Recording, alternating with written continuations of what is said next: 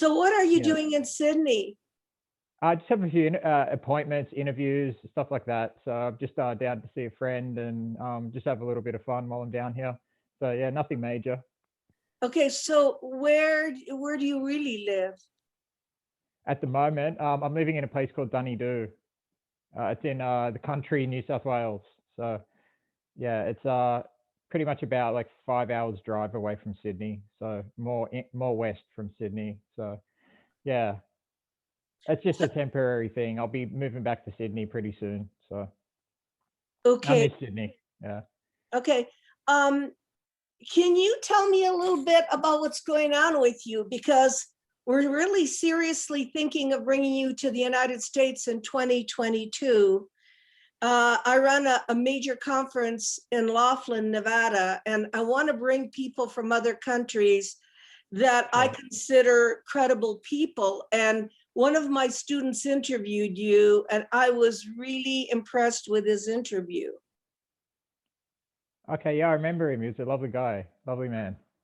He was yeah, well, basically my story, I can tell you a bit about my story. Yeah, I Okay. saw my first UFO when I was 9. It was a red ball of light. It was following me down the road.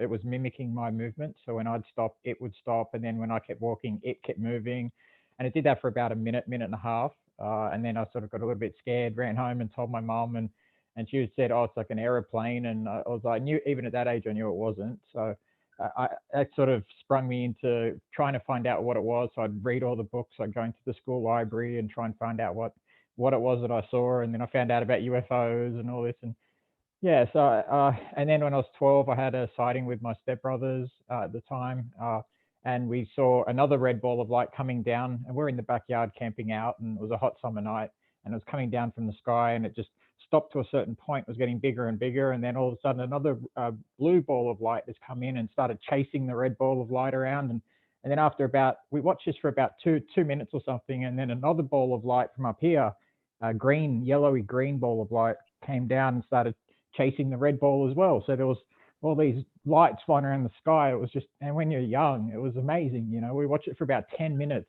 This happened, and then until the red light went off over this way, and it just disappeared. And then the other ones followed it, and it just in the same point, and it just disappeared. But they were doing, excuse me, 90-degree left-hand turns and all this sort of stuff. It was just incredible.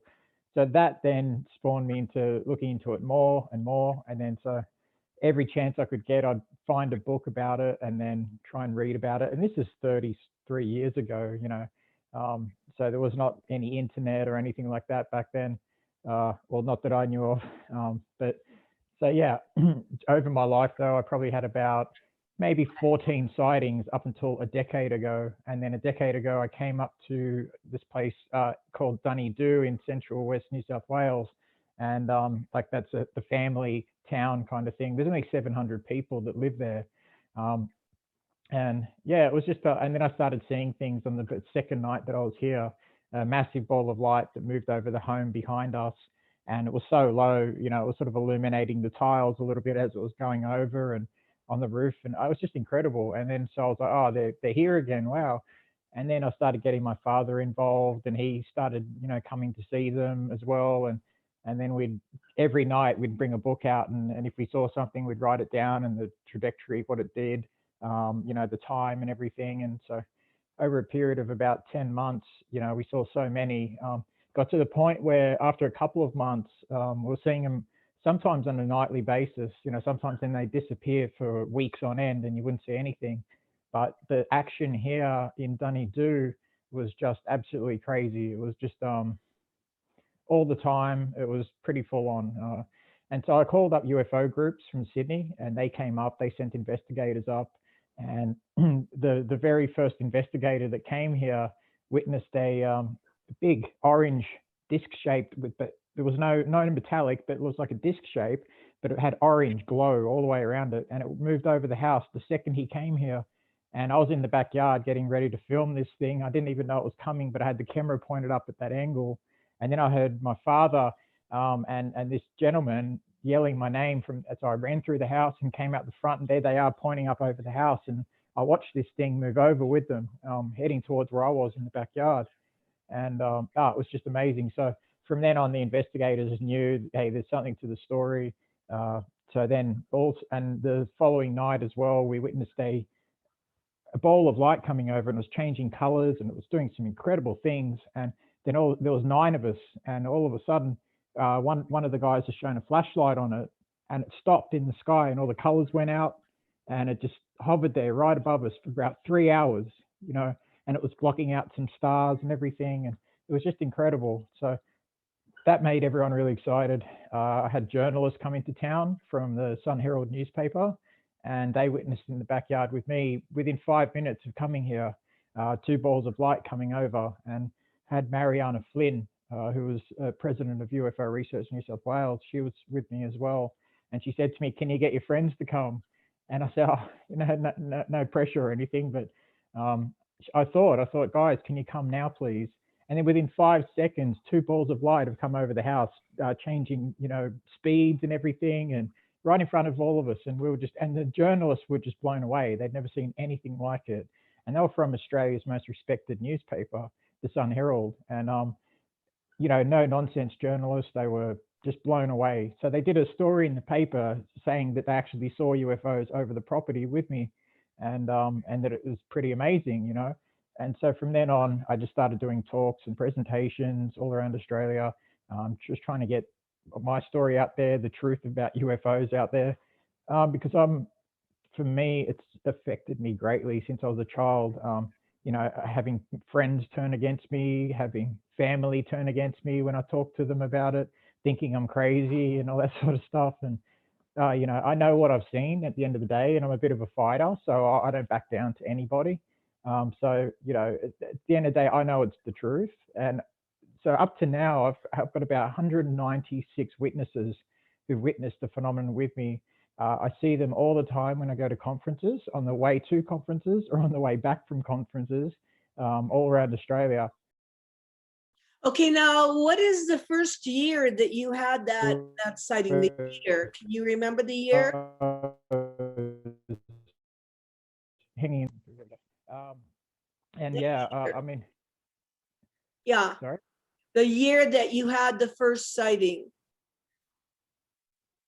Yeah, what year was it? When I was 9, so that would have been 1988. Yeah. So this started for you in 1988. Correct. Yeah. And surely with all the sightings you had, there must be some reason why you've become a UFO magnet. Yeah, I wish I could tell you the reason why. That's what they call me here in Australia. I don't like that term very much. Like, what do you want? Yeah. Obviously, but pretty strange. You know, I've been doing this work as a journalist for 40 years, and it's just not. It's not an entertainment thing. It is a reason to raise consciousness, and they've chosen you. What do you think are your qualities to help the planet raise consciousness? Well, I help people. Over the past decade, I've helped thousands of people. They feel that they can contact me. They can see that I'm telling the truth, that I'm honest. All sorts of people, military people, police officers from all around the world have contacted me. They know that I'm telling the truth about my experiences, and they tell me their own experiences, stuff they cannot tell anybody else. Okay. So in a way, if you know, and they feel better after it. It helps them. It helps people. You know, and some people are very, very thankful after just talking to me. And some of the people I can help in a practical sense, I can go out and investigate their case. If they're in Australia, I can talk to them. You know, it makes people feel that they're not crazy, and that for me, that means a lot. That's part of the reason why I'm doing this, is because I understand myself, what it feels like, the pain growing up and the rejection and all this. So I know where they're coming from when they say they can't tell anybody and everything. So if that's the way that I can help people, is to show that this reality around us, and lift the veil a little bit and show that this is what's actually happening. People look up to the sky. So many people have looked up since watching my documentaries and seen something, and then contacted me and said, I watched your documentary and I went outside and I looked up and I saw something for the first time in my life.